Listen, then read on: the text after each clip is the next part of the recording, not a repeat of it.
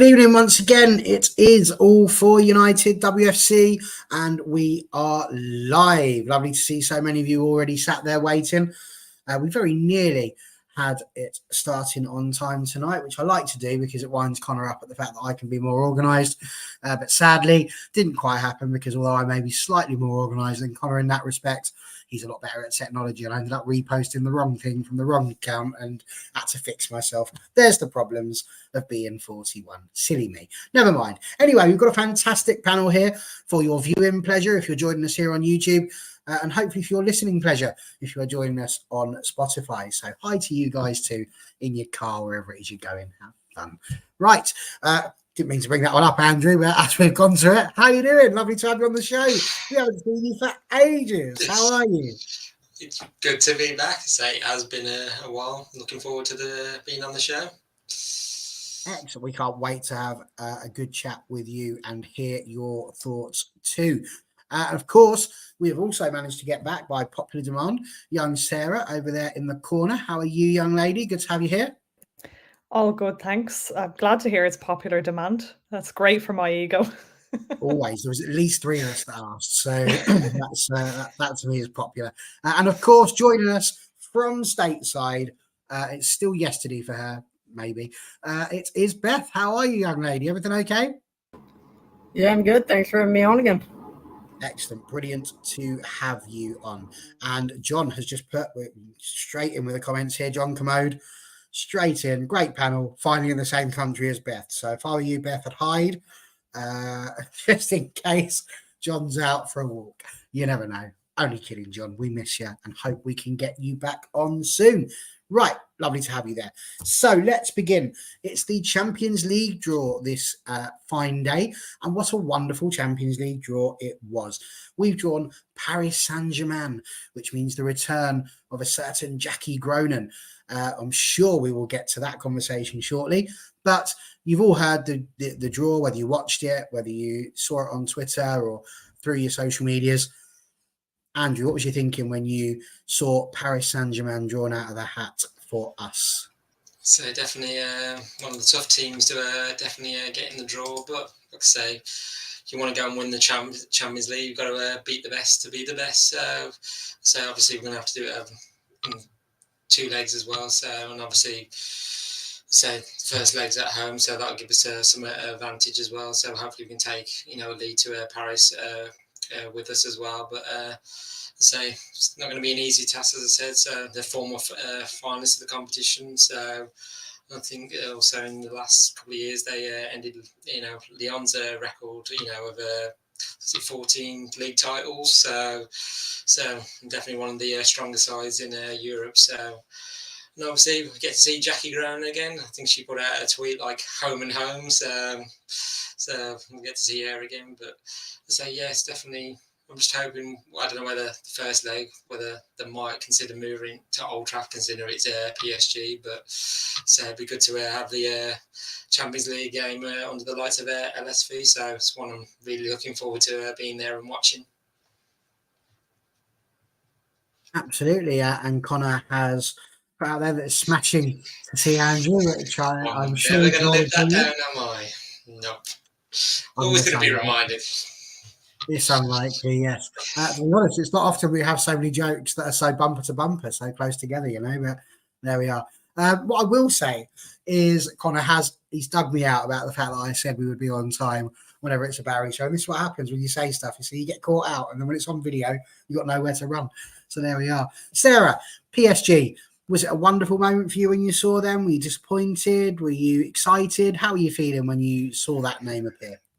I would say excited in the sense of just I'm excited generally just about playing Champions League football. It's not going to be an easy one, but then I don't think really there is such a thing as an easy draw, to be honest. I mean, how many times have we seen we get drawn against teams and go, oh, that's a nice handy one, and then it all goes horribly wrong. So can't get too complacent about that. And yeah, so it will be tough, but good to remember that we have actually beaten them pre-season last year, wasn't it? So Yeah, I mean, I've high hopes for it. I think we can definitely do it. Hopefully we can get off to a good start in the home leg, and yeah, we'll just see what happens, but I'm looking forward to it. I think you are right to be looking forward to it. And as Connor points out, it's not just Jackie Gronin who'll be returning, but of course, Tunkara as well shall be returning, which will be a very interesting thing to watch, that's for sure. Beth, how is it for you looking at that? Is that something that makes your mouth water, the fact that it could well be United and PSG battling it out to be in the group stages? Yeah, I was excited, and then a little apprehensive because they've been there before, but hey, everybody's got to start somewhere, so I'm excited. I think Sporty's put a great point in here saying PSG is a blockbuster draw. That's why we fought for a UWCL spot, isn't it, actually? And it's a reasonable point, that the whole purpose of getting into the Champions League is to be able to fight against these other sides that we don't usually get the chance to play against. And absolutely, you are looking for those big name draws. And I know that certainly a lot of the fans and season ticket holders like yourself, Andrew, when it comes to Champions League draws for the men, it's always the big games that you're looking out for. You're not really too interested in playing, I don't know, Gothenburg or, Hertha Berlin. No, I am. So it's the Champions League night. I'm just to say, even like with the men's team playing PSG, some of those games have just like been that exciting as well. So I'm sure we're going to have an exciting game in the women's as well. So, but yeah, definitely, as John's just said, a tough Champions League qualification. But I'm confident enough that we will get past them and we'll be in the group stages. It's interesting, Venus talking about the format being nonsense, that the best they can do for women. I don't know. The format is the format. I mean, it's what it's been for a while. I'm sure there are changes that are going to be afoot at some point that will have to change a little bit. I think one of the things that will probably have to change is these ridiculous ideas that these games get played on a Saturday. It makes no sense to me. That is a weird situation. We're going to talk a little bit about the home and away ties and how they fall within the fixture list shortly. But I'm also intrigued about your thoughts as to PSG being the ones that we drew when you consider the other options that could have come out of the hat. We could have been drawn against Wolfsburg, which would have been a return from Eri Herbst. That would have been interesting. Real Madrid, Sparta Prague, or BR Hacken. Me neither. So what was out of all of those people, who would you have liked to have been drawn on? Are you happy it was PSG? Would you rather it was one of the big teams like them, Wolfsburg or Real Madrid? Or would you have hoped that actually you'd much rather have made it to the group stages, so you'd really hope for a smaller team, shall we say? Sarah, what's your thoughts there? I think I'm happy enough. I mean, I agree with what Andrew said. You want to test yourself against the best teams. And you could look at it, I suppose, as if we do get into the group stages, that's one of those teams out of the way. So, but yeah, I don't know. I can't really think of a team that no one really stands out to me as I really want to face these, ahead of all the others. But I think with the so-called smaller teams, I suppose maybe you can underestimate them, or you may not always know what you're dealing with, I suppose. I think, they'll be well prepared for PSG, know what they need to do, who they're coming up against, and how they play. So, yeah, I'm happy with it. Beth, for you, is that a similar sort of situation, or would you have rather seen one of the other four come out of the hat? At first, probably my initial reaction would have been, it would have been easier to get the other two, but I'm happy with PSG. Like everybody's been saying, on our day we can beat them. So, and like Sarah said, it's one out of the way. So that's exciting if we can do it. Kevin Duff's already coming in early. Reactions, please, to the transfer window. I think we've had a good window. Patience, chap. All good things come to those who wait. We're going to get to it. Don't worry. There's a lot to talk about in this hour. So we will get there. I promise you, sir. And you will be at the front of the queue for any questions to be asked there. Andrew, same for you, really. I know you said You want to see them play against the best teams, but I can't help but think I really would have liked to have had this Hacken wherever they come from, because you would have hoped to have got past them. And then you've got the group stages, which is sort of guaranteed 6 games to be able to really enjoy life in the Champions League. I mean, nobody wants to be Arsenal, do they? No, they don't. Say BK Hacken, I don't know much about them, so they're a bit of an anomaly. So you could argue saying if we got them, well, we probably would be easily getting through. But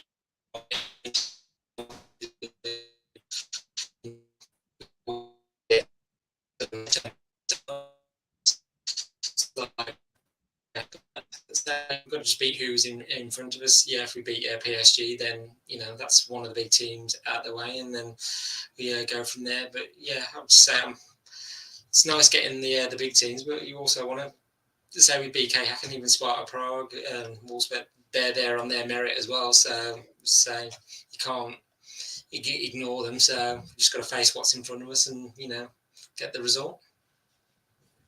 I'm not sure if that went a bit mad for anybody else there. Did that go a little bit crazy? Yeah, good. That wasn't just me. So Andrew just had a little moment there. Don't worry, he's fine. Everything's okay. For listening on Spotify, nothing's happened. The Terminator hasn't got him. It's all good. Don't worry. Don't panic, people. It's all good.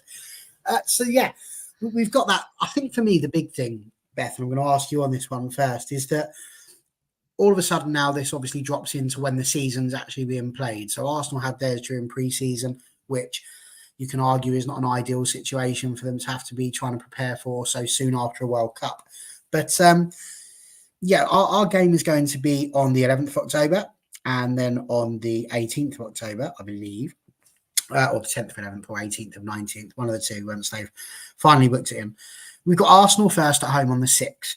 We then have to play the home game against PSG. That weekend, we then play at home again against Leicester. So we don't have much travelling to do until obviously that next midweek fixture against PSG. I think for me, the big question there is obviously we've got Arsenal first, and you can't go into an Arsenal game, especially with everything that's riding on it. The rumours that Mary Epps is potentially wanting to go there. The fact that Leslie Rusi, I'm not sure who she is. Pretty sure she doesn't play for them. Leslie Russo's gone over there. There's a little bit of needle, a little bit of rivalry after we beat them at the Emirates last season. You're going to have to put your strongest team out there and then play again midweek. So how do you feel about that? And do you think that the girls are ready for that sort of a challenge to have to play 2 tough games so close together? I mean, they're going to have to be, aren't they? Like, there's no changing it unless somehow, some way we get it changed. But I think they can do it. I am worried if an injury comes up, especially because it's, it's in October, so they're going to be playing already. So things could have already happened. But they're going to have to be, unfortunately. They are going to have to. We don't really have a huge amount of choice. But Andrew, what do you think? I mean, we'll get onto the players very soon, the incomings, the outgoings, because obviously I don't want Kevin to shout at me again. But I do think also it's going to be tough, isn't it? That's even with Leicester being one of the teams to play there, that's big. When every point's being battled for in the WSL, and then you're in a situation having to do that. This is the new thing. And we've played Conti Cup games before, the week after. We've made those sorts of changes. Do you think we're going to have the squad depth this season to be able to deal with any problems that might occur as we're playing, injuries, that sort of thing? I think we do with this summer signings we've made. We know we're preparing ourselves for playing more midweek games, and I know they're all the PSG games are sandwiched in between the Arsenal game, and so I'm sort of not looking, because we've got Villa on the opening day of the season. That's going to be a tough game as well. We want to start the season well, so I wouldn't be looking past Villa either, because they're we wanting to cause an upset against us. But yeah, I think the signings we've made have really added to it as well, and I just think this is something we've strived for. So it's going to be, I know you said like with Conti Cup, so midweek, so it's going to be like they've sort of been used to playing midweek. Okay, we've made a lot of changes, but this time Mark Skinner's going to have to, play his best side in the Champions League. So it's just like maybe 1 or 2 changes to the side. It depends, if there's like injuries or, in terms of match fitness of the players. So, but I'm sure we'll have the plan in place for the Champions League. You're not kidding. I'm going to throw this question to you because Kevin's back in. He's on the subject now. He's on topic, which is all good. He's put, what's the most likely to happen? The women to knock out PSG or the men to beat Bayern Munich next week? He said, hopefully both will happen, but what do you reckon? Short answer. I want to say both. You don't believe it, do you, Andrew? I can see it in your eyes, son. The women to knock out PSG. Interesting. Yeah. Sarah, I'll let you open your answer to the question of how you feel we'll get on with the fixture congestion, the early fixture congestion that's going to cause, considering as well we've got the internationals to be played as well, thanks to the Nations League. But you too can answer this question. What do you reckon? Women to knock out PSG or the men to knock out Bayern Munich? Women to knock out PSG. Yeah. And then on to the fixtures question that we've been going through there, the fact that the Arsenal will be the first game, then obviously the game against PSG, the toughness of having those big games thrown together like that. Do you think we've got what it takes? Yeah, I think so. I mean, we spent last season talking about, squad depth and just, so many people being unhappy about players not getting game time, and then other people making the point that we just weren't in enough competitions to be able to give everybody those minutes. But yeah, I think with the signings that we've made, we're in an even better position now, and that's what we've been aiming for. That's what we've been preparing for. So I do think we'll see, well, I hope so, but I would imagine we would see more rotation as we look to compete in the Champions League. So I think everybody will be ready to take their chance, and that's what these players are going to be excited about as well. We're excited, but they'll be arguably even more excited. So they will be ready, and they'll want to play as many minutes as they can and win as many games as they can. So yeah, I think we'll be well prepared. Just hopefully hope for the right result at the end of it. Let's hope you're right. Kevin's gone straight in with me again. Barry already can't remember Alessia Russo's name. Who? I know you're talking about. Do we have this player? Anyone know who he's talking about? Not a clue. No. Don't think she's a Champions League player, is she? Doesn't feel like she is. No, she's definitely not made it to the next qualifying round. I'm sure of that.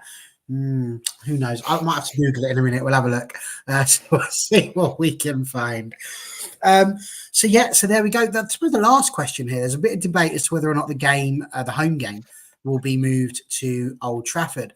And Sporty, who is hidden from me at this moment in time, but he said that he doesn't think it's possible they will be able. There we go. Can't play at Old Trafford because the Super League Grand Final is at the end of that week.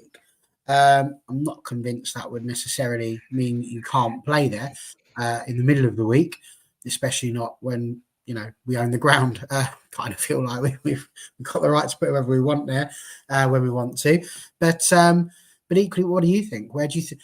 Two questions to it. Where do you think it will be, and where would you prefer it to be? Because there's some arguments that are put out that a full LSV with the noise that the 10,000 there could make would be more of a cauldron, whereas if we only managed to half fill Old Trafford, it maybe wouldn't be quite as noisy and quite as much of a spectacle. So what do you think? Where will it be, and where would you like it to be? Sarah, you can start that one.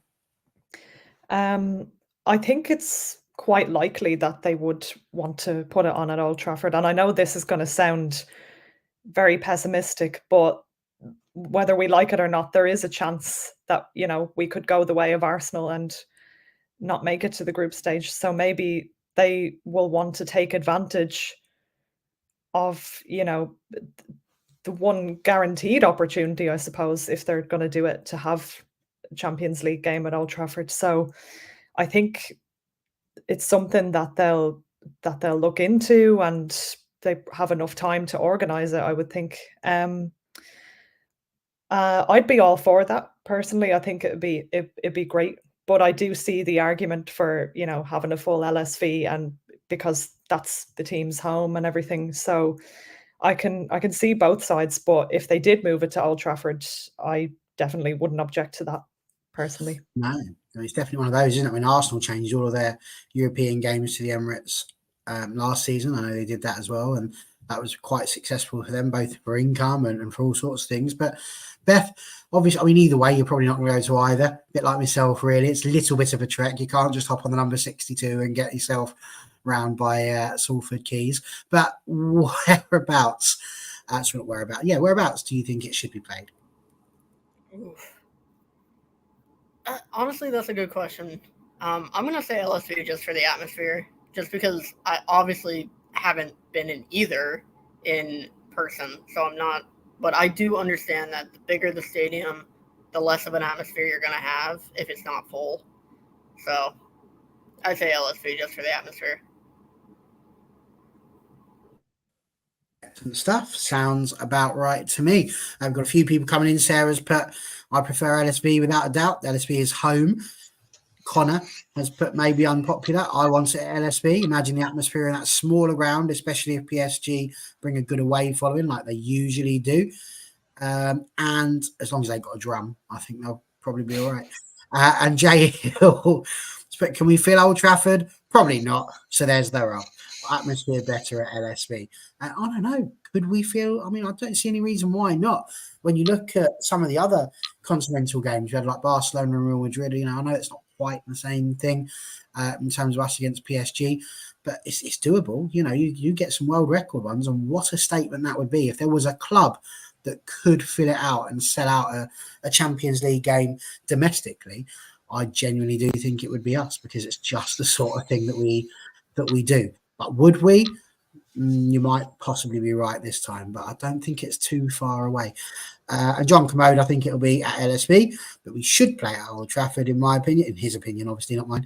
Get more people in, support the team. Plus, we never lose there. So probably a good idea to have it at LSV now, because if it's at Old Trafford and we lose, like I said, they'll be all after you now. So there we go.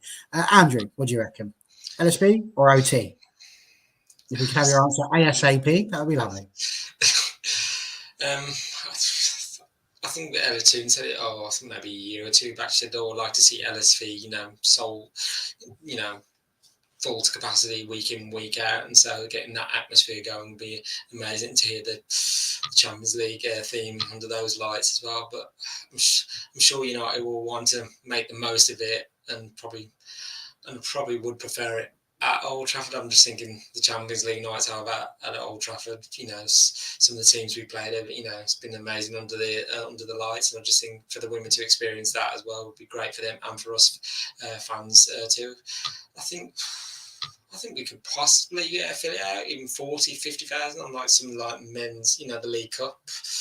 We've had like 50,000 just over in the stadium. So I just think with the women's we could potentially do that. But I think if that's right, the Super League Grand Final is going to be on, whether United can turn it around quickly and we can have it there. If not, then I'd like to see LSV full to capacity with all of us, us cheering on from the standing terrace. But yeah. But I think United will look at it, and hopefully we'll be going to Old Trafford. Well, there you go. Like I say, I think I really struggle with it.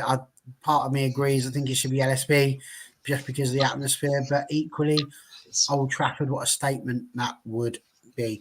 There was a question that came up about what a Paris Saint-Germain like in the women's game. I can tell you they were the runners-up in 2014, 2015, and it looks as though they beat Lyon in 2016, 17 on penalties or extra time, one of the two.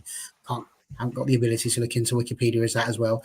But anyway, they've made it to two finals, which is two more than we have, that's for certain. So they won't be an easy team, but it's going to be a big game, and I think all of us will be looking forward to seeing it. So before we close it off, let's just see what some other people have put in. Dave has said, I think Old Trafford should be an incentive if they get through to the group stages. Yeah, it could be an incentive, I suppose. There's some people that would be interested in that. Erling, good old friend of the show, often here. He says, good evening, everyone. Good evening, Erling. Hope you're well. PSG should be interesting, but I think we have a decent chance. PSG is quite a big name in football, so that could get a lot of extra people to Old Trafford if it is put there, which is absolutely true. And Kevin has put something to Jennifer Jordan there. The men's side weakened by poor recruitment. Yes, absolutely. Polly Bancroft's done a good job. I'll tell you what, I'd like to introduce you to a couple of my friends. That'll be interesting. I'll put the two of you in a room together and see if you all still think the same when you get back together. And that was about that. Here we go, Jay Hill. How many times has LSB been completely sold out genuinely? I think in terms of tickets, it's been a couple of times that the tickets have been sold that you can't get anybody else in. Yeah, I don't think we're that far off. Don't think we're that far off at all. And even if it's only 9,000 people, it's still the acoustics, isn't it? 9,000 people in LSB is going to be a lot better than 9,000 people in an 80,000 seater stadium. It's just percentages, isn't it? But let's not get into maths GCSE. Instead, let's move on to the deadline day, to the transfer window, which has finally shut. And that's probably why I'm so happy. That I honestly hate all of the transfer windows and all of the absolute palaver that goes around it. So I'm delighted that that's over and I haven't got to worry about it again now till January. But we do have to talk about it.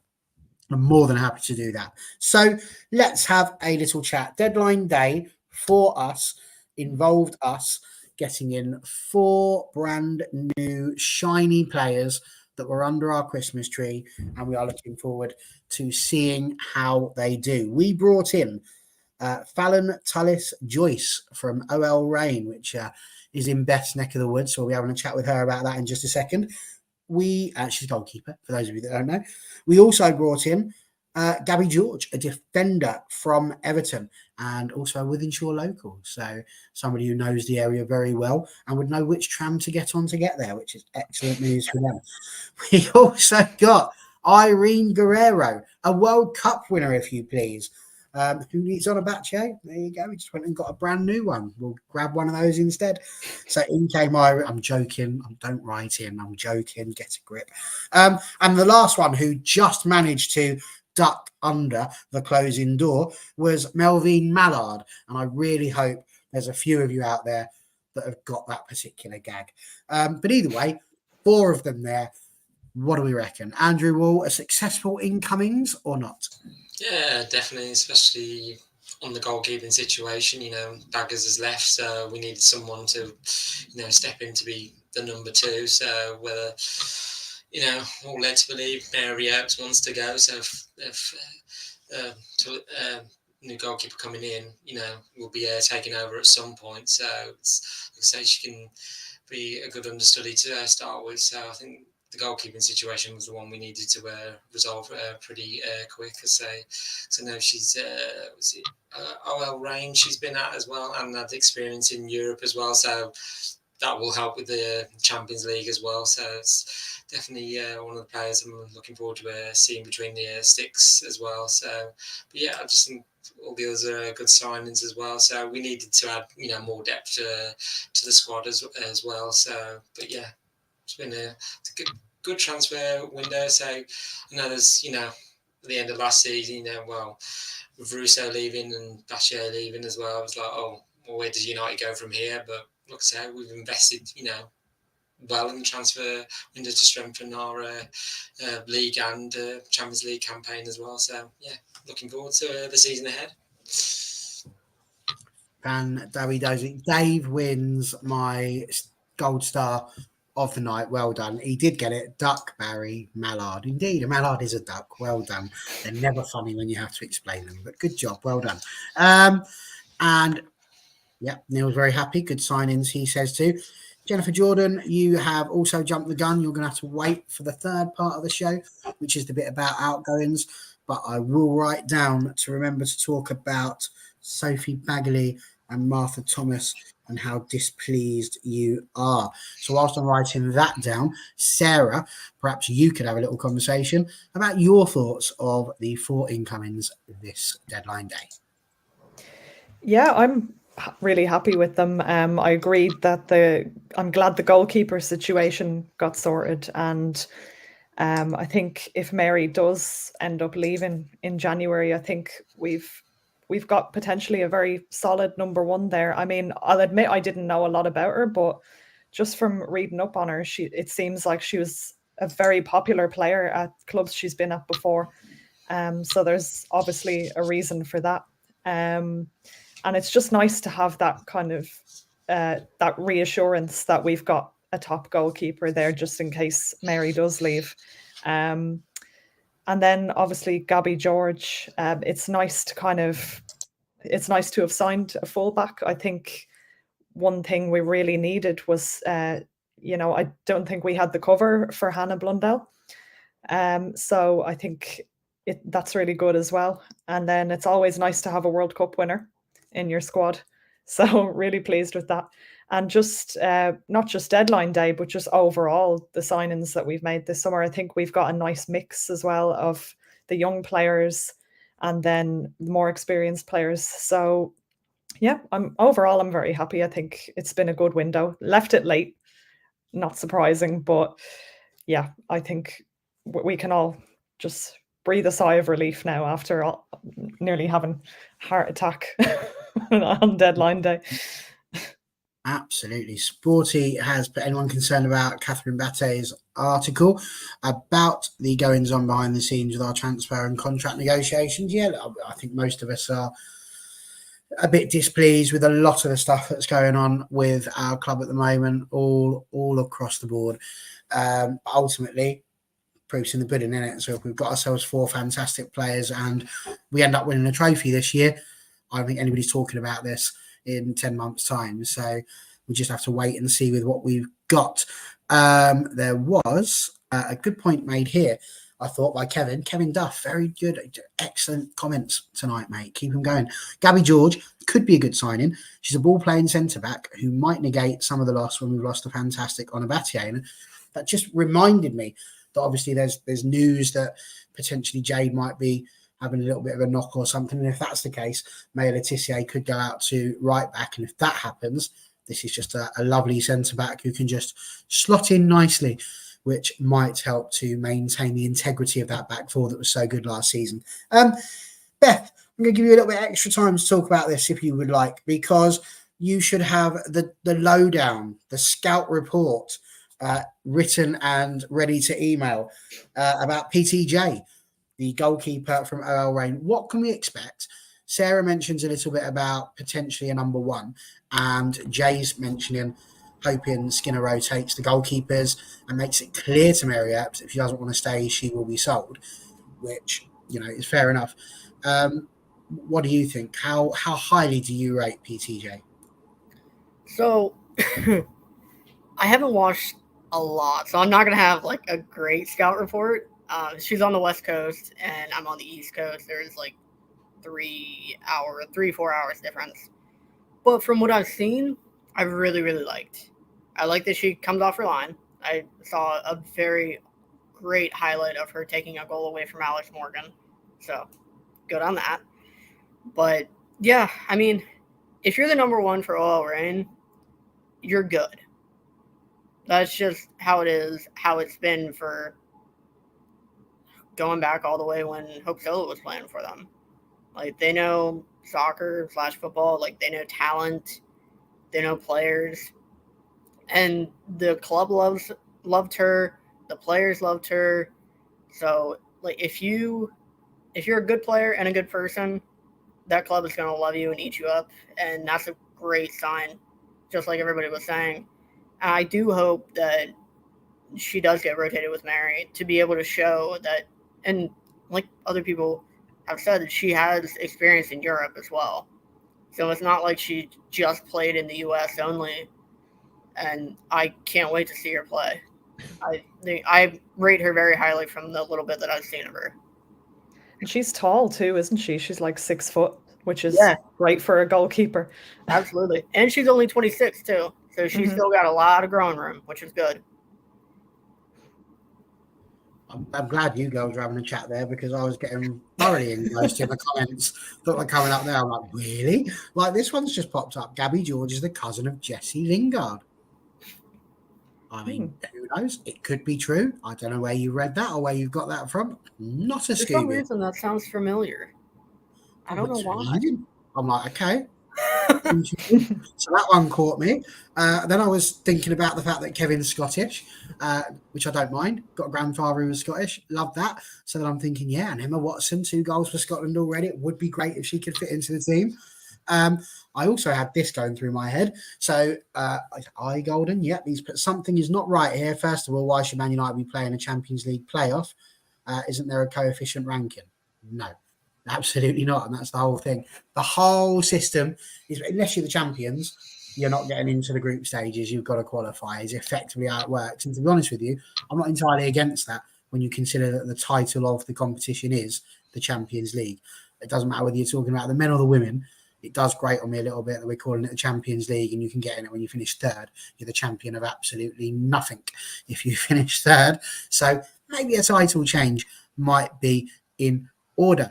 And also, this one here, I think we'd all agree with this one. Anton put good forward planning to have the goalkeeper signing just in case, avoiding another Russo mess where we're chasing around looking for the striker. So even if Mary does go in January, it's not a problem. We've potentially got a goalkeeper there that can just fit straight in. Of course, I would much rather Mary stayed. I've grown quite fond of Mary. I'd quite like her to stay. But as many people say, nobody is bigger than the club, except maybe PTJ if she's 6 foot, because that's quite tall to me. We've not spoken much about Irene and Melvin. So come on, Irene. What do you reckon? Andrew, World Cup winner. Yes, Thank you, Sarah. It's good to get that experience, somebody that's of that international level, and say she's been applying a trade, with Atletico Madrid and Levante too as well. So it's just, let's say, and being part of the World Cup winning squad with Spain as well. So it's, it's going to really add something to our squad as well. And, and as I say, we're going to want to be getting success across, multiple competitions this season. So let's say, definitely player I'm excited to see come to United as well. So yeah, and I'm say excited by the. My mind has gone blank on the other player. Why is it? You can help me out, Barry. Melvin Mallard. Yeah. Sorry, my mind just went. Come on, you can't duck out of that. Sorry, I've done that twice now. She's got experience of European football herself as well. So joining from experience with Lyon as well. So I think she had a loan spell in the 2019-20 season as well. So let's say we bought players that who've got that European experience, which is what we're going to need during the Champions League qualification as well, and hopefully in the group stages if we get through to that. So. And say she's French international. I think she's been in the U setup for a long time. I think she's been. I don't know whether she's actually got a senior cap with the French team yet. I know she's played for a country for from the under-16s all the way to the under-23s level. So, I'm just looking it up now. Yeah, she did make a debut for the national team and against Serbia as well. So she's definitely well experienced on the international stage as well. So yeah, definitely quality signings, both of them. So yeah, looking forward to seeing them play at LSV. Absolutely. Highlane's put obviously about PTJ. Does this mean we could see the end of the Sam Kerr lobs? I'm probably not. She's just that good, to be honest with you. She just seems to know where that part of the goal is. But there we are. Sarah, what's your thoughts? Bringing in a World Cup winner is, to me, it's a bit of a statement. Obviously, we've gone to Japan as well to get Miyazawa. We've really seemed to have taken a look at what's happened during the World Cup and tried to pick some of the hot talents that are from around that. What's your thoughts in bringing in Irene and Melvin? Yeah, I mean, people have said that it's a risk picking players based on their performance in major tournaments, and it can be. But I mean, it's hard to argue with a World Cup winner. I mean, what do you do when you lose one World Cup winner? Well, she wasn't at the time, but is now. You bring in another one. And then obviously Japan were brilliant, and she was a brilliant performer as well. So it's nice to have a Golden Boot winner. Mallard, just reading here, she's won 4 Champions Leagues. So yeah, this should be a breeze to her. I think she won't be phased playing PSG. And then, yeah, she was named one of the 10 most promising young players in Europe. So that Yeah, that's good as well. It makes me very excited for the start of the season. Can't wait to see these players in action, and then not seeing it, but hearing that Jays is getting on the score sheet already as well. That's, very excited. No, absolutely. Dave's, but be interesting to see the first starting lineup, or is this going to be another show? Write that one down as well. First line up. Excellent. We shall put that. Connor, you've heard it here. This is definitely going to happen. I'm sure we'd have done that anyway. First team lineup, and it will be a heck of a chat, that one, I think, for sure. Connor has put in here, quite rightly, 2 players I did the player profile shows on, Barry. It's not just a cheeky plug. They're very, very good. And equally, I've also found much easier to listen in your car to these things on Spotify than it is on YouTube. So change your battery less as well. So get on there. Why not? Have a little listen. It's good fun. And even better, you can't see Connor. So, little wins all the way around there, aren't there? Beth, what's your thoughts? I'm joking. Don't complain. Beth, what do you reckon? Irene Guerrero, Melvin Mallard, last say on the incomings. What do you reckon? Yeah, I think I rate, especially Mallard, but Guerrero winning a World Cup, I rate them both insanely high. So I'm very, very, very excited. There we go. Let what happened to Arsenal be a lesson for us all, says Ryan. Yes, it will be. Hopefully it won't be us this time. And yeah, but interesting to see United have signed a lot of players who don't seem to speak English, might make it a bit harder for them integrating the team with the players. Initially, early on, I think people like Jays, for example, they know they've got to learn a bit about the language. But I think what's interesting is we seem to have kept some people around who might be able to help out with that sort of thing. And I'm sure they will get interpreters in. And as I always say in my football manager conferences that come up, football's a universal language. So, it's spoken by all, which will be superb. Right. There was a rather good chat point made once again. I think it was by Sporty. Let me just pick it out. I can't find it. He basically said it was a really good signing getting in Irene Guerrero, but it's a shame how she came in. There we go. It's Highline, actually. Sorry. There we go. It's a shame Irene comes in under a cloud, given the way the deal happened, but hopefully she's a good option. Now, there was a big show, which indeed was the one that I listened to on Spotify here on North United, WFC, which was entirely about the whole Norwegian situation, which, to be fair, was basically the VBR situation with a couple of token comments about Maria Thorisdottir and Lisa Nilsson. But we have had a few go out. Adriana Leon's gone out to Aston Villa. I'm not sure what Aston Villa are doing, but if they carry on, they are going to be the Manchester United B team, so they have got to be very careful because you're not allowed to have 2 teams in the same league. But Leon's gone.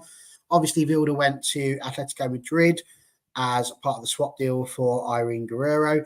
Ivana Fuso ended up at Birmingham. I must say, when I saw that, my eyes, the eyebrows went up quite a bit. I did not see Fuso to Birmingham as being a particular avenue that she would go down. Martha Thomas has gone to Spurs. We have sent Jess Simpson out on loan to Bristol City, who have obviously just come up. So that'll be good to see how she gets on. Alyssa Ahern, she's gone on loan to Everton, obviously as a thank you for giving Gabby George back to us. And of course, Sophie Bagley joins Maria Thorisdottir at Brighton and Hove Albion. So let's go to Jennifer Jordan's point that she made. She was saying that she thinks it's going to bite us in the bum to have Bagley and Thomas leave, which I think she basically means is that Baggers is going to keep a clean sheet against us when we play Brighton, and that Martha Thomas is going to inexplicably manage to find the net for Spurs. So what do you guys reckon? I'm joking. Stop writing in. Andrew, what do you reckon? That's a lot of people. We've had a lot of players go out this transfer window.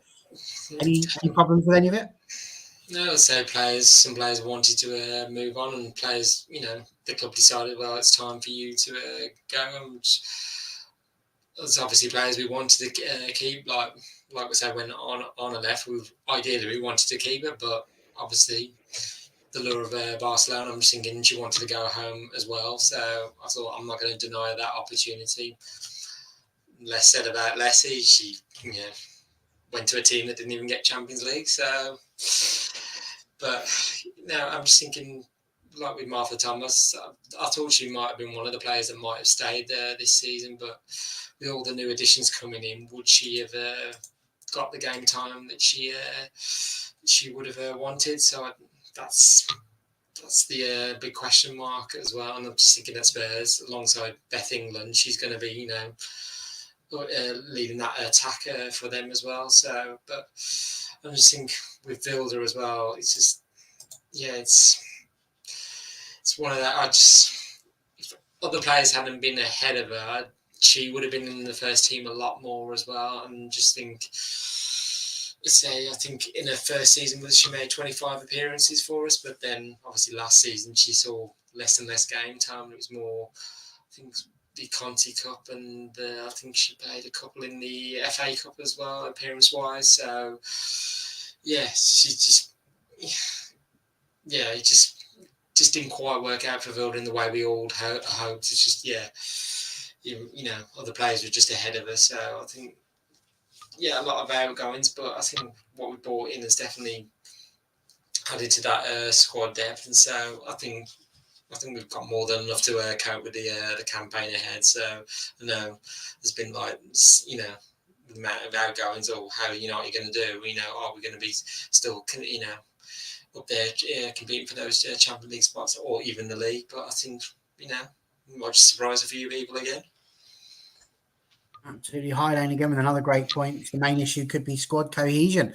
So many of them have gone out at the end of the window, meaning less time to integrate, especially with the international break that is still inexplicably in there for this Nations League nonsense. But there we are. I think, Sarah, do you feel like what John's put here is pretty much how you feel? I wish Leon, Martha, Sophie, in fact, all of the players that have left, all the best, but I won't lose any sleep that they're gone. Is that kind of how you feel, or do you feel some of these losses a little bit more deeply? A bit like Vic, who's happy for them both, but not happy about some of the comments made, though. I'm not sure which comments you mean. I've not been on, unless it's me, of course, in which case do write in, but to Connor, not me. I agree with John. I mean, I'm sorry to see them go. I mean, I liked Martha Thomas, but I think she'll be a good signing for Spurs. If she gets the games, I think she'll do really well there. So good luck to her. But the one player I think that I wish we had hung on to, although I'm not surprised that Vilda moved. But I am sorry to see her go, because I really, really liked her. I thought she was a great player, and I can understand why she went. If she wasn't going to get the game time, then it's the right move for her. But in an ideal world, I would have liked her to stay, and that we could give her more minutes. So she would be the main one, I think. That I'm sorry to see her go, but as I said earlier, I'm happy with the signings we've made. So I don't think it'll be disastrous for us by any means. But that would be the main thing. I'm sorry that Vilda's gone. Well, I mean, I think there's a lot of people that do feel a bit sorry for Vilda, especially in the manner to which that seems to have occurred, which, obviously, as I said, Connor and Phil did a lot of the discussion around that and around player welfare as well. But, it's not the nicest way to have to leave. She was a thoroughly good professional throughout all of her time at Manchester United. Never put a foot wrong, but I could see, she never. We were talking about some of the comments here that seem to be being mentioned. So, Highline talking about there was a fair lot of discussion around the comments made by the players and their partners on their goodbye posts and what they're implying about things behind the scenes. Lots of talk about feeling valued. I think on Vilda's post, this point about feeling valued or wanted, as the word was literally that. And I think if there was going to be a player that says that, it's probably Vilda's right to be able to do that. But then equally, there is the part that, Hegerisa said, you're going to have to go and leave if you want to be playing for Norway, and you need to be getting regular football. So as much as I appreciate her warrior spirit for staying and wanting to try and win back her place, equally, Was she always on a hiding to nothing, and she always been pretty much told that she wouldn't be playing? Or was it the other way around? Was she expecting that there was a chance that she could win it back? Who knows? Not I. I'm not sat there watching what's going on. Beth, how did you feel about the loss of Vilde Risa and some of the other players like Adriana Leon? Because let's be honest, that was about as much of a surprise as seeing a fat bloke come down your chimney on Christmas morning. Yeah, I mean, I am kind of surprised, especially Leon. I am, but I'm not, because she really wasn't given a chance. So I can understand both her and the club are both like, she needs to play, especially with Olympics coming up. She wants to play, so good on her. I am sad about Borisa, though. I think that one, for me personally, is the saddest one. But, yeah. That's all I got. No problems whatsoever. Just to point out here, I mean, Highlane's pointed it out. It seems to be in a case United went for Guerrero. Atletico demanded a player in exchange, and they just picked her. I'm not entirely sure it worked like that. I can't imagine they were sitting there going, "Oh, let's put all the names in a random roulette wheel, and we'll just see which one pops up." But as Rishi says here, Highlane Productions, the player has to consent for that to happen. And absolutely, Vilde Risa does have the right to say, "No, I'm not going." I think Phil touched on this in the podcast the other night. But even though Vilde has to consent to it, ultimately, if you're in a position like that, you could be in a position where you're being told, if you don't go, you're not going to play. You're not going to have the option to play with us. You might go in the reserves. You might be in with the youth team. You know, you could effectively be frozen out. And in the men's game, that's pretty understandable. But as Phil says, we're talking about players here that aren't earning life-changing amounts of money. She's probably going to need a job as she continues through her life. She'll be comfortable, far more comfortable than I would imagine, on the pittance of a wage from the government.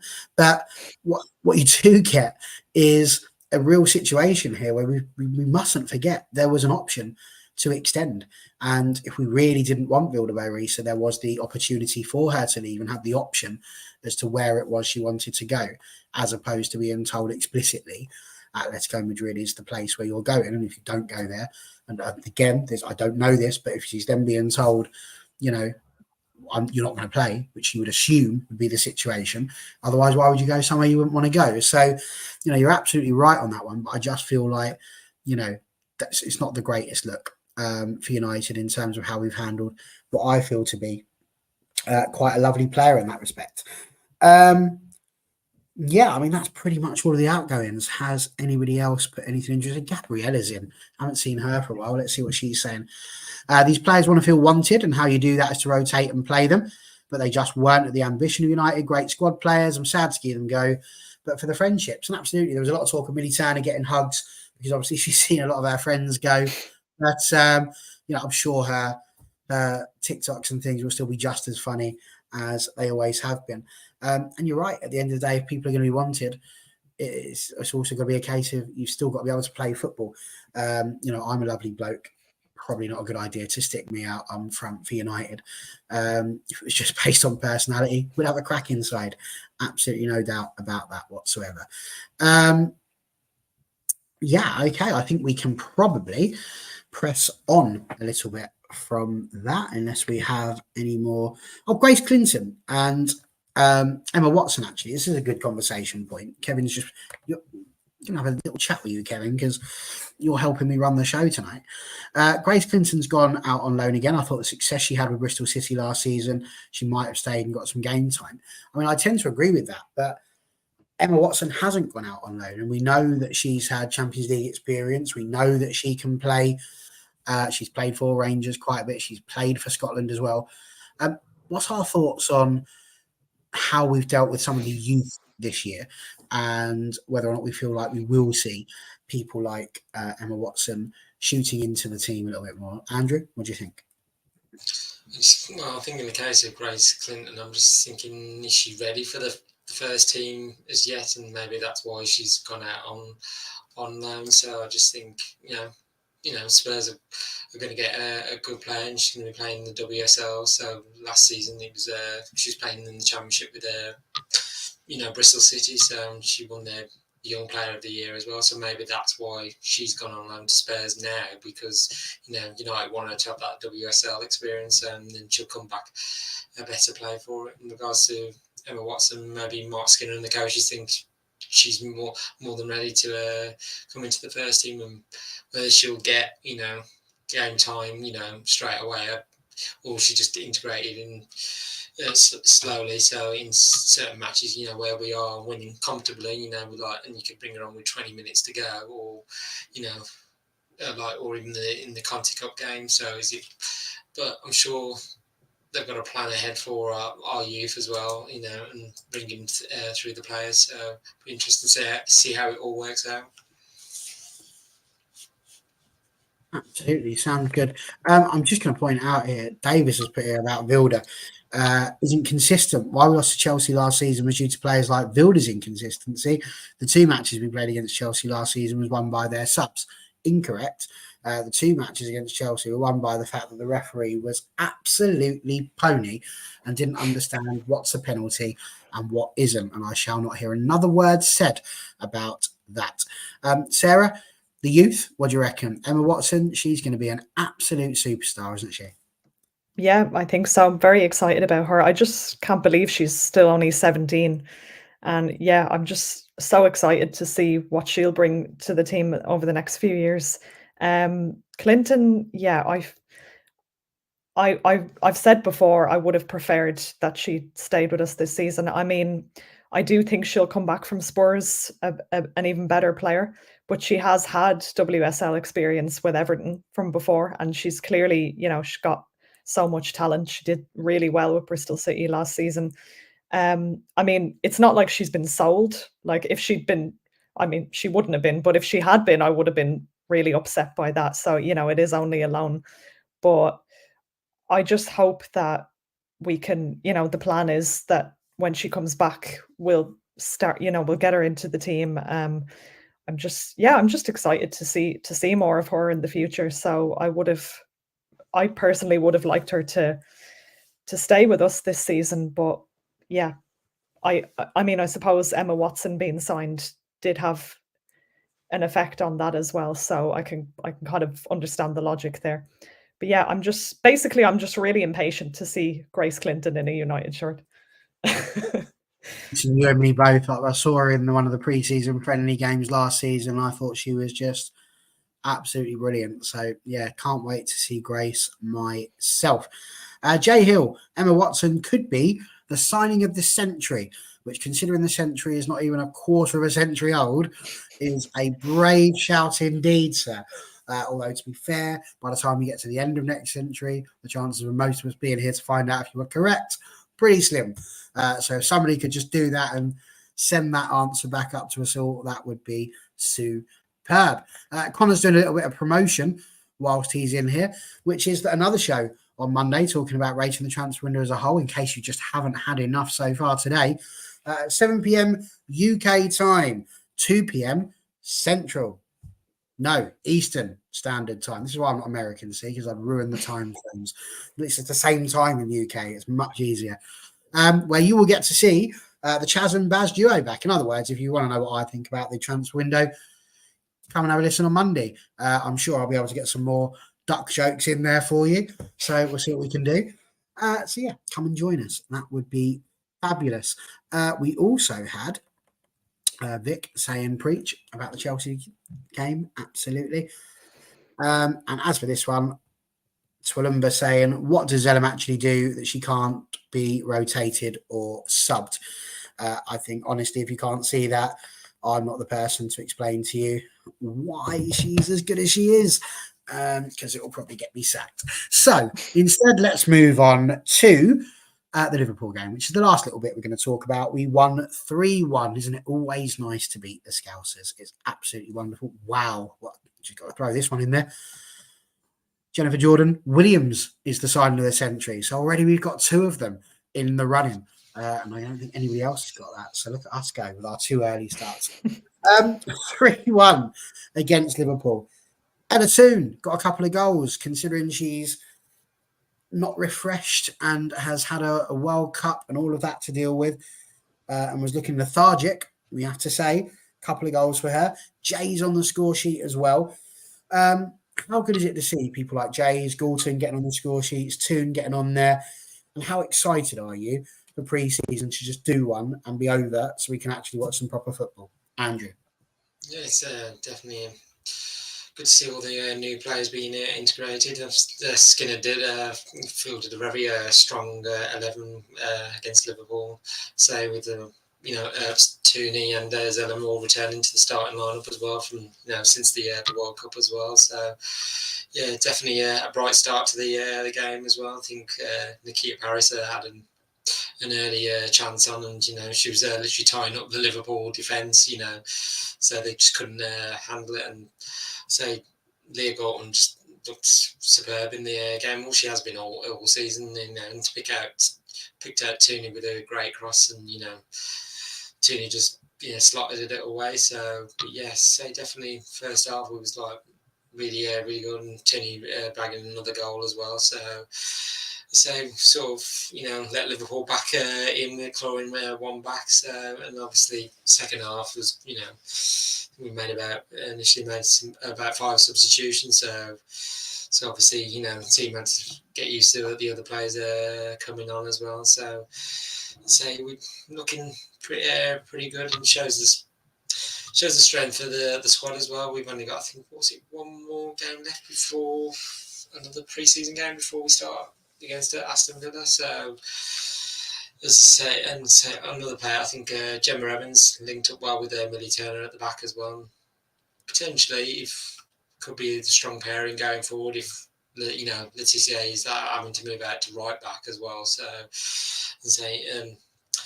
Hinata as well. I'm just thinking she created a number of chances as well. Definitely made an impact when she came on the pitch as well. So it's looking good. And there's pretty much a lot of discussion at the end of the season now with players departing or have departed through the summer. So just shows after the game against Liverpool, brought in some good players, and so I just think we could be competing for some silverware in the new season.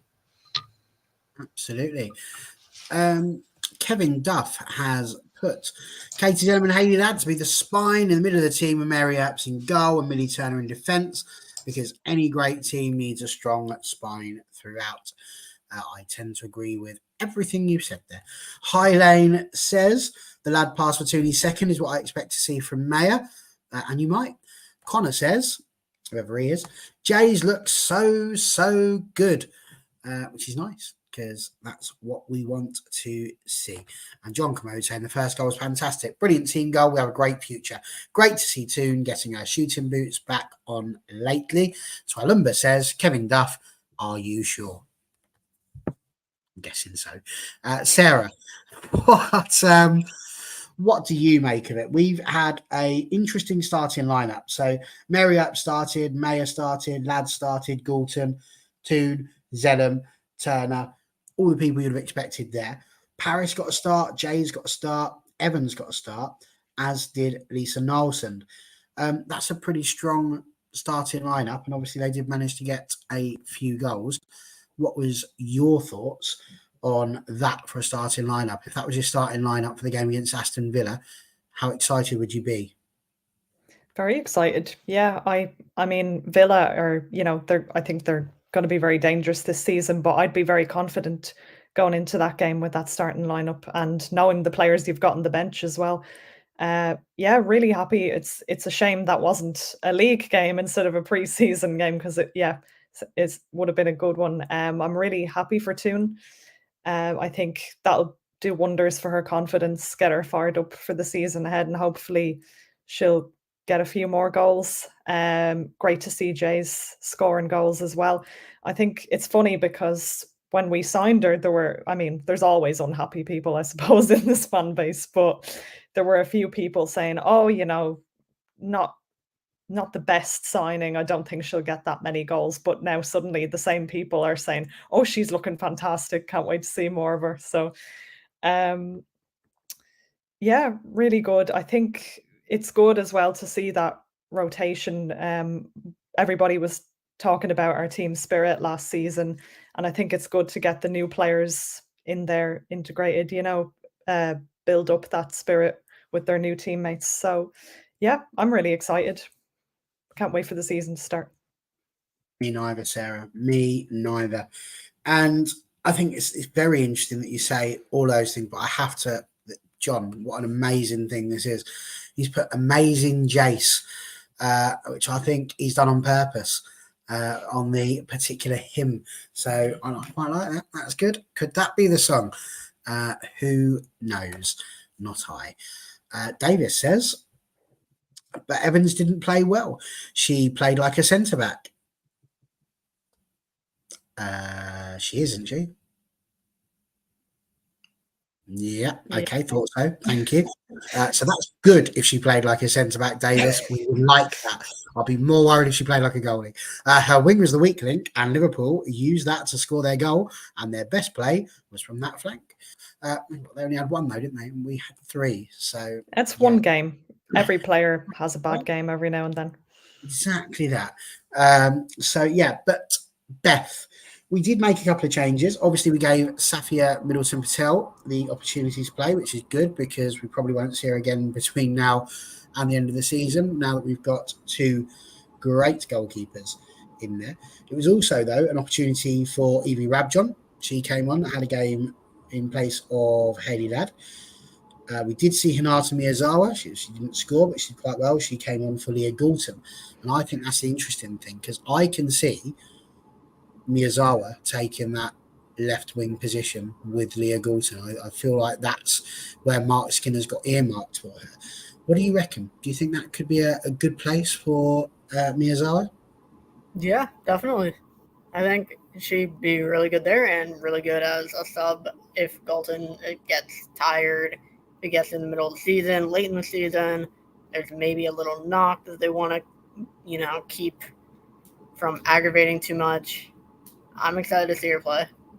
I thought she did really, really, obviously everybody else is saying this too, but I thought she did really, really well at the World Cup, and I'm excited to see that in a Man United shirt. I'm going to come back to you, Beth, but Highlane has just put she was playing at left back in that game, which would explain why Gemma Evans playing as a centre-back wouldn't be the greatest of ideas. So I fully understand now quite why Davis was a little bit critical on what was happening there. But there we go. Good fun. Jay Hill's also put you might see SMP in January. Yeah, we might. If we need a sub goalkeeper, and Mary's decided to go. But there we are. So Beth, just continuing with some of the substitutions, Emma Watson did get a game. She came on for Lisa Nilsson. We also saw Zellum did come on, so he came off for crikey, Garcia. Couldn't read my own writing there for a minute. Ella Toon went off for Blundell, so obviously Mark Skinner realised he needed a left back as well. Ahern got a game as well. So there was a few changes. He clearly went for a mixture of youth and experience. That's a sensible thing to do in the pre-seasons, isn't it, Beth? Absolutely. You kind of have to give your youngsters a little bit of confidence and let them show what they can give. And if they can somehow squeeze their way into maybe if there's a game at the end of games in the middle of the season or the end of the season, especially if we actually stay in the Champions League, if we get group stage and then go on further, could happen. Then the starting players are going to get tired. The next, the second string, I guess. It's a weird way to put it, but the subs will also get tired. So you kind of have to integrate the youth players and see what they can give. I'm dying to see some youth players actually get some proper first team football because I really do believe the only way we're going to end up blooding them into the team properly is if they get the chance to play. And hopefully the additional fixtures might just give one or two of the more talented ones the opportunity to do so. Kevin's come up with another interesting thing. Could Leah Goulton potentially play through the middle as she did float in there last season and scored a few goals in doing something? She could, but I'm not convinced we would put Leah as our out-and-out striker. I've got a funny feeling that Jays might well be the catalyst in that place at the moment, but we shall see. So, I mean, that's really all I've got to say about Liverpool. It's a pre-season friendly. I can't get too excited about it. Plus, we only saw highlights because nobody can be bothered to put this stuff on the TV for us to watch. So never mind too much about that. Let's move on quickly to what Sporty has put here. which is his 11. He's gone for Mary Earps, Gabby George, Millie Turner, May Letitia and Hannah Blundell as the back four, Hayley Ladd, Katie Zellum and Leah Galton, with Toon, Garcia and Jays for his starting 11 versus Villa. Then slowly integrate the newbies as the season unfolds. And I suppose the question really to the three of you is this. Obviously, we've made a lot of signings now. There's going to be that one pre-season friendly that Andrew was just talking about. Then they all go off for international break and come back just in time to kick off a WSL season as if it's nothing. That cohesion is going to be tricky to find immediately, isn't it? So do you go, Andrew, for something a little bit more recognised, something that sort of was closer to how we ended the season last season? Or do you start throwing them in? Because last season we could name 10 out of our 11. The only one we would struggle to name was who was going to play on the right of the three. Other than that, we knew it was going to be. We know we're going to need a new right back because Honor decided to do one. We know we're going to need a new centre forward because she decided to get knocked out of the Champions League. So, you can't expect me not to. Don't write in. It's just banter. Love her, really. What do you reckon? How do you see the lineup sort of going? What would you do? I think it's probably going to be something we'll probably recognise from the end of the last season. You know, there's going to be one or two exceptions, as you said, Barry, the right back and the forward position. I just think Skinner going to go with, you know, the tried and tested, which is those players that have been there, got that experience, challenging for, Champions League spots now. And, I think it's about integrating those players. So I think somebody put it in the comments that a lot of players have come over and, English is not their first language. So it's about integrating them into the squad. But like I say, get them out on the pitch and you say playing football, you can easily communicate in such a way, where to be in positions, So I don't think you want to throw all the newbies in at once, because then things don't turn out the way we want, or, results are not going our way. Well, we're going to say, well, he needs to go back to the players that, got us, there in the first place. So I think it's striking a balance with the squad as well, Let's say we've got that more depth in the squad now. It's just, integrating the new players, but also, those players that have been there a while now, they're still getting their chance as well. So yeah, I don't think it's going to be over the course of the season. You're going to see change happen, not instant. Okay, Beth, how would you do it? Would you go all in and start throwing in some of the newbies straight away and I hope that it's going to strengthen it, or would you be more inclined to stick with what we know for the most part and just gradually introduce these players?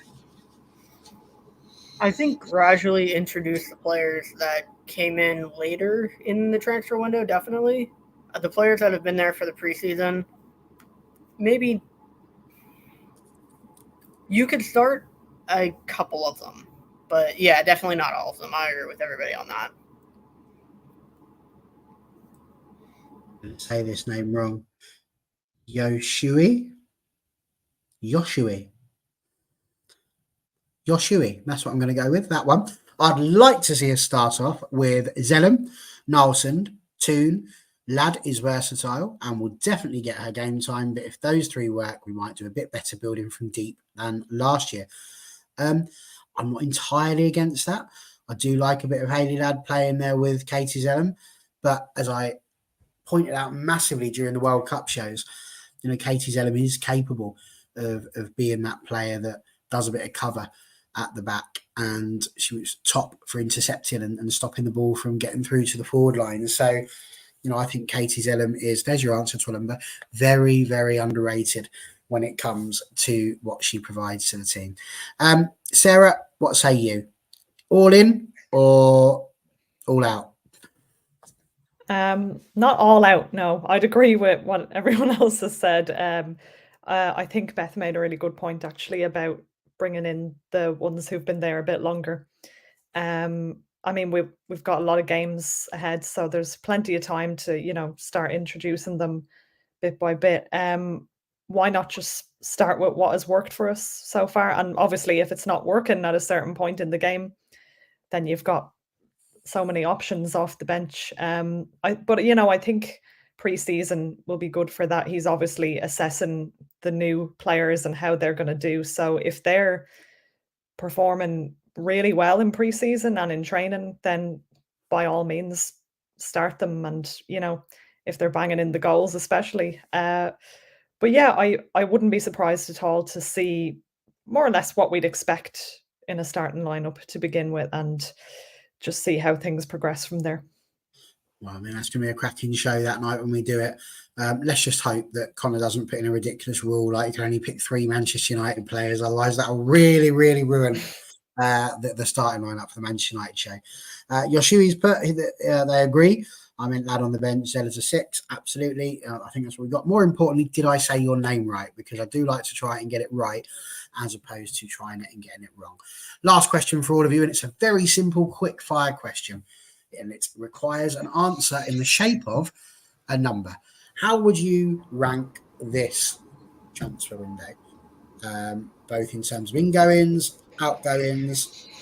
That's your first one. How would you rate the transfer window? And the second one, out of 10, what do you rate the squad potential as it is now? So do you think we built a side that could challenge for the league? Do you think we built a side that could challenge for the Champions League? Do you think we've built a side that can challenge for the Conti Cup? Where do you see us? What have we done? So a number for the transfer window. Where do you think we can reach this season with what we have done? I'm tempted to pick on Andrew Wall first. So I will. Andrew, off you go. In terms of transfer window, I'm going to go 7.5. Just think that's where I put it. I go number of outgoings and incomings. So just integrating all the new incomings now. In terms of the campaign ahead, in terms of what the squad is now, going to go an 8. I think we're going to be challenging for the qualification for the Champions League again. Whether just like I say, see Chelsea's like our nemesis. They're just always, just there, and just especially Sam Kerr. She's always there. So I just think if we can get past that barrier, that hurdle of beating Chelsea, I think then we'll be flying. It'll be interesting to see when we play Chelsea how well we do against them, and if we can get a result against them, then I think we'll be flying. So, but yeah, I'm expecting us to be challenging for the Champions League qualification, but I'd also like another cup run again, maybe Wembley again. Say suffering heartbreak in the FA Cup final, maybe getting back there this season. And we're all, it's a more joyous occasion if we did reach the final of that again. All righty, fair enough. A couple of big things about Katie Zellum being put in. Also an excellent pass for the ball, says Kevin Duff. Her delivery from corners and free kicks are first class. She can control the tempo of the team too. I agree. As does Jennifer Jordan, saying that Katie Zellum's time has come with England. She'll continue to flourish at United. To Alumba, she's a one-trick pony, but she's our one-trick pony. I don't know what you're watching. I really don't. Honestly, if you can do free kicks and corners, that's 2 tricks at least, surely. Jennifer Jordan, 5 out of 10 based upon departure. She's really upset about the departures. I can see that. She needs to go and get a tissue, maybe have a drink over the weekend, and we'll look better on Monday. I promise you that. It'll be fine, love. Don't worry. Kevin Duff, he's got 8.5 out of 10 for the transfer window. Squad strength, 8.5 out of 10 as well. Gypsy King, 65. Looks like a bit of a Tyson Fury fan. 6 out of 10. Don't think we've improved enough. Very interesting perspective there. Sporty saying the pressure's on Mark now to deliver after last season. Money we've spent, and it's now his squad. That's very true. We are in a situation now where there are very few OGs left. A trophy in top 3 next season, and he would be happy. And Davis gives it an 8 out of 10 due to the signing of 3 players, Jays, Mallard and Hinata, but the loss of honour as right back is the real loss, which we all know and is fair. Twilumba says Glazers out, and on that, we will all agree. Sarah, would you rate it? What's your rating out of 10? And more importantly, what we're going to win this year? I'd say 8 out of 10 for both. I'll say 8 because of the departures. I mean, I think obviously Vilda, sad about that, but Anna, I think, is the biggest loss. And again, nobody's to blame for that. It is what it is. But I am very happy with. I think we've recruited well. We've brought in some really good signings. So yeah, I'd give that an 8, and I'd give an 8 for squad as well. For that reason, I think I'm especially happy with the forward planning with the goalkeeper situation. I think we've pretty much we've made signings in every position. You could argue maybe could we have done with an extra centre back maybe or whatever, but I don't think we've been left short in any area. So yeah, definitely I expect us to win a trophy this season. If we don't win a trophy, then yeah, be very disappointed. We should be challenging for the league. The aim I think should be to win the league, but yeah, I think we need to win a cup at the very least. And I would be more cautious about the Champions League. I'm just fingers crossed to see how far we can go. I'm not expecting us to go ahead and win that, but you never know. Stranger things have happened. Yeah. Stranger things have happened. And you're quite right as well. When you think about last season, we pushed Chelsea to their very limits. They had to get a record number of points for them in order to be able to see us off. So it was a very good season indeed. Yoshiri, who is determined not to confirm whether I've got the name right or not, so will now just forever be Yoshiri, gives it 8 out of 10 for the transfer window. It was hard losing Battier, it really was. But I think we really addressed the squad depth in midfield and attack. Neil Driscoll, transfer window 8 out of 10. Not going to be drawn on what we can win, it appears there, young Neil. Beth, what say you? What we winning and what you're rating it? Like Sarah was saying, we need to win a cup. Like, something. But transfer window, I'm sticking with my gut and going 7. But squad strength 8. And yeah, we at least need to win a cup, if not try to get the title. So we'll see what happens. Absolutely brilliant. And the news that everybody's been waiting for. I got it right. Yoshiri, there it is. This, Connor, is why we try. Jennifer Jordan, she who has no name will ultimately regret joining Arsenal. Let's hope so. There we go. Well, boys and girls, wasn't that a lovely hour and 22 minutes of your life? It flew by for me. I can't quite believe it was that long. But there we are. We've spoken about it all. Champions League. Are we going to win it? Probably not, but it'll be really good to see how deep we get. We've discussed the transfer incomings, the transfer outgoings. We spoke about the fact that we gave Liverpool a whipping, and we also spoke a little bit about what we think for next season, which is coming up very, very soon.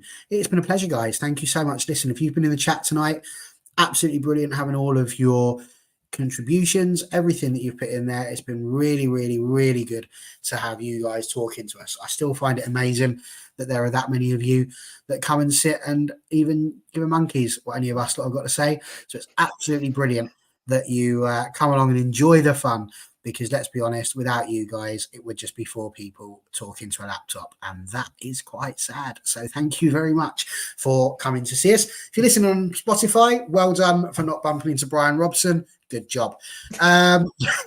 Sorry, Andrew. Not sorry. Beth, brilliant to have you. Where can people find you should they wish to?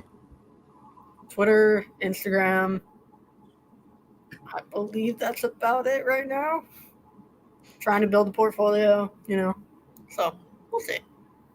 Nice. Well, there you go. It's just written down there. So feel free to go and give Beth a follow. It's always a pleasure to have you on, and thank you very much. Enjoy the rest of your evening. Ours is pretty much over, but yes, enjoy. Sarah, brilliant to have you on as well. I've come to a conclusion. I would really like to have you and Phil on the same channel, on the same show rather, because actually I can listen to both you and Phil just all night. It's absolutely brilliant, and you've both got pretty much like the same accent, and I loved it. Like listening to Phil, it lulls me like a child being put to sleep. It's brilliant. And so I can only imagine that the two of you together would be like heaven. So I'm going to see if Connor can do that. But where can people find you, and where might they find musings about Manchester United women that have been either thought up by you or other people? Well, there's my Twitter handle right there. And then my blog is reddevilwomen.com. And I always put the call out for submissions, but especially with Champions League and all these other games this season, I could do with people who love to do match reports so that I don't have to, because I'm not a fan of doing match reports. So, yeah, or anything really. Opinion pieces always welcome as well. Brilliant. That would be absolutely superb. So there we go. That's Sarah. She's awesome. And Andrew, apart from the side of motorways, where can people find you? Definitely had a smashing time. So there you go. Yeah, so there's my Twitter handle and also on Instagram as well. So, but yeah, that's where you can find me. Oh, we're going to get in so much trouble. It's been brilliant. Thank you so much. You guys were absolutely awesome. As we said, it's a nice weekend off, but we are back on Monday.